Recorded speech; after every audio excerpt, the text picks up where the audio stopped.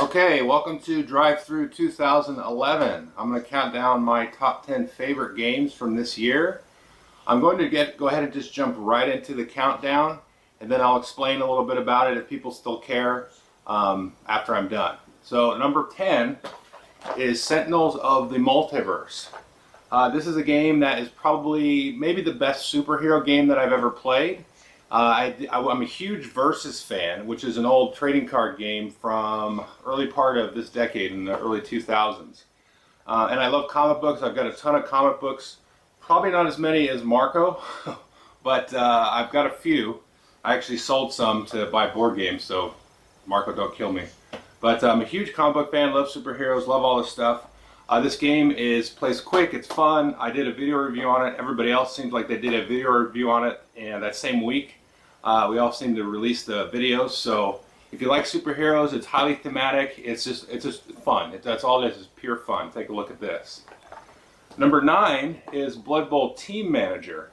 Haven't actually reviewed this game. I may not. This is not actually my copy. I borrowed this from a friend of mine who is a huge Blood Bowl fan, and he actually lent me his copy of Blood Bowl to do a review on. So this is also very thematically fun. If you like Blood Bowl, I think you will love this game because it really feels like you're playing in a Blood Bowl league for a whole season just in one setting of the game. And all of that really comes across. The different abilities of the different teams and everything really syncs up well. So it's just a load of fun. And there is a little bit of strategy to this. It's luck, there's some die rolling and whatnot, but there are some decisions to be made. So this is a great game. Number 8 is Bullfrog Goldfield. This is my first introduction to a real strict train game. So it's kind of got an 18xx feel with a little bit of luck thrown in that you mine tiles and some of those mines can sort of explode or dry up quicker than you think they will.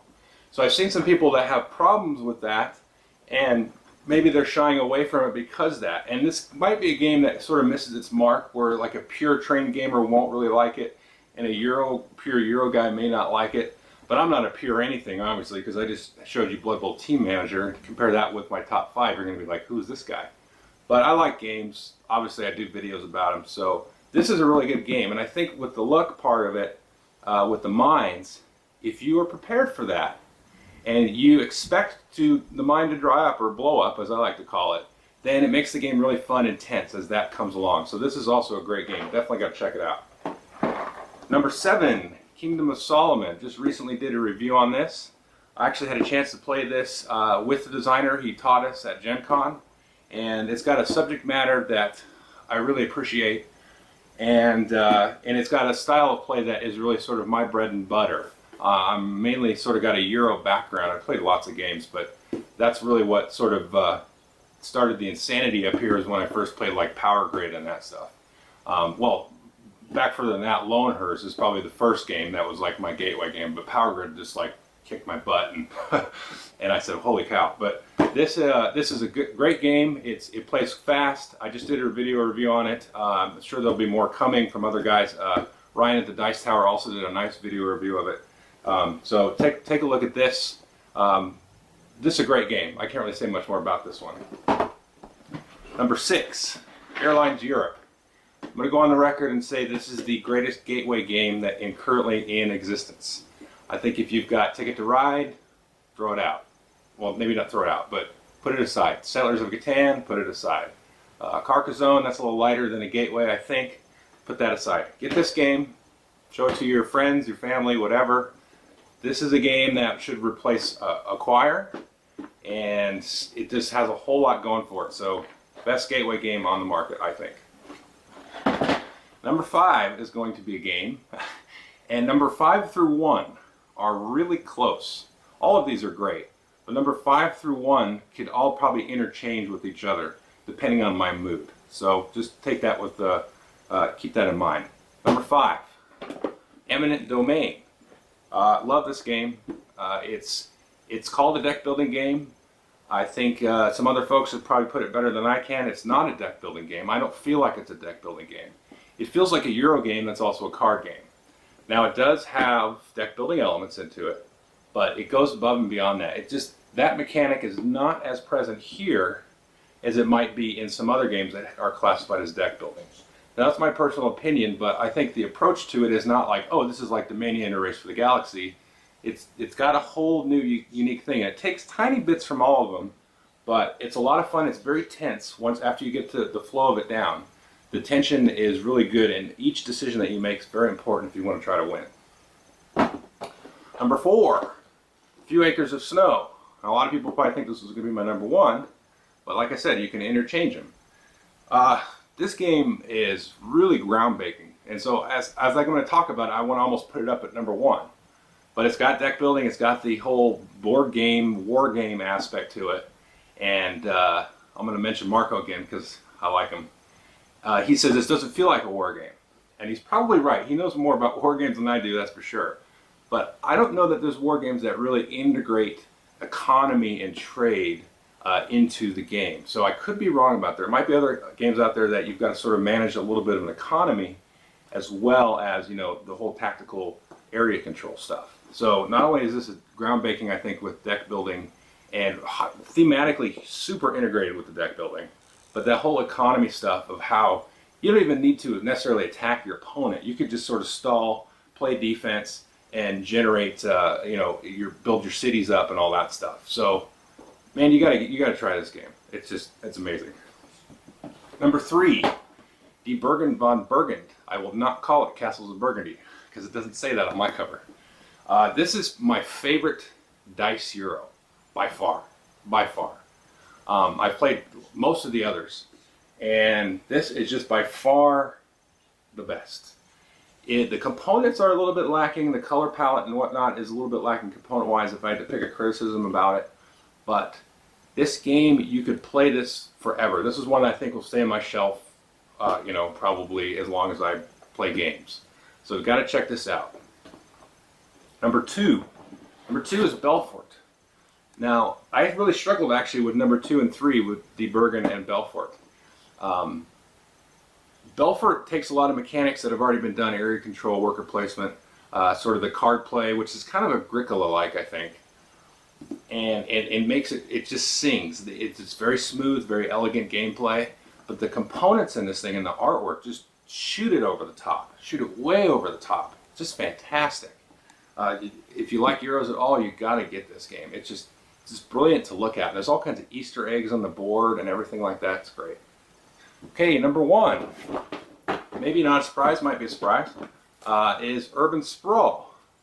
So if you notice, this one is still in shrink. So hopefully, if you're watching this, you might get this copy. So, Urban Sprawl, I just did a video review about it, and I had to get it out before I did this video. Well, I can't say enough about it. It's dynamic, it's fluid. It's somewhat predictable, but it's got those random elements that you've got to handle with, which I assume trying to grow a town into a city it's like that. So it's got those catastrophe effects and all that stuff, which make it, you got to stay on your toes. And I like that in games where you can plan and you can have focus, you can have goals, but you cannot predict and try to rely on those predictions because, I might soapbox a little. Life is not like that. You can try to plan your goals, and 9 times out of 10, there's some statistic, let's say, for example, that if you graduate college, whatever you have a degree in, it's like, I don't know, it's a high percentage that you won't be working in what you have a degree in. So this game kind of epitomizes that. But it's still fun, still dynamic, everything like that. It's just, I can't say enough. So Lance, Undead Viking, is correct. He hasn't done his number 1. I think this is going to be his. So this is number 1. So that's my top 10. And I've got 3 games here I want to make honorable mentions of. I know it's a little bit of a cop-out, but I actually had a hard time picking that 10th game. I actually had my wife help me. So she was helped. She said, I won't tell you the criteria, but she gave me the criteria. I said, okay, Sentinels of the Multiverse then. So I'm going to show you 3 quick games that are honorable mentions, and I'll just go from there. So the first one is Pergamon. Now, in the same way as Airlines Europe, this is a great gateway game. It's got a great theme, archaeology. It's got fluid mechanics, solid mechanics. Everybody that I played this with likes it. Gamers like it. Non-gamers have liked it. This is a game I should see in Toys R Us or Target along with Airlines Europe. So I've said this before in the video about it, but this is a game that you got to take a look at if you're looking for a gateway game. The next one is the Aries Project. This is a game I haven't played enough of, to be honest with you. It's a game that I would like to play more, but it's tough because it's really a kind of a two-player game. You can play it with four, but to get four people together, you've got to really have four experienced players to play it. But this is a game I'm going to keep for a while. Maybe take it if I go to some conventions, take it with me there. Hopefully find people to play it with there. It's just a blast. This one really reminds me of playing games when I was very little in the 80s, where I had some trashy games, and it reminds me of that. Like, I don't know what it is. It's very, very fun. It's very interactive, combative in your face. All of the different, vehicles and everything you have in there, and all the different factions. It just feels very, I don't know. It's just something I think inside of me. With I love Star Wars and all that stuff. I love StarCraft, the video game. So this kind of just reaches back into my childhood a little bit as far as gameplay. So I love this game. Last one is Core Worlds. I haven't done a review of this yet because I haven't played it quite enough. But the little bit that I've played of it, this is probably going to be the next video that I review. Probably next one or two. Let's say this is really good. This is probably the best thematic deck building game that I've played.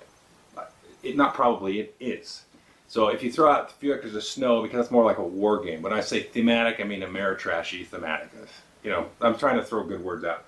But this is a game, I reserve the right at this moment to put this on my top 10 for 2012. We'll see, it's a long time. But I've just kind of started playing this, so it still hasn't taken enough time to gestate and feel if it definitely is a good game, but I don't know if it's the top 10 or if it beats out Sentinels or if it beats out Kingdom Solomon or Eminent Domain. I don't know.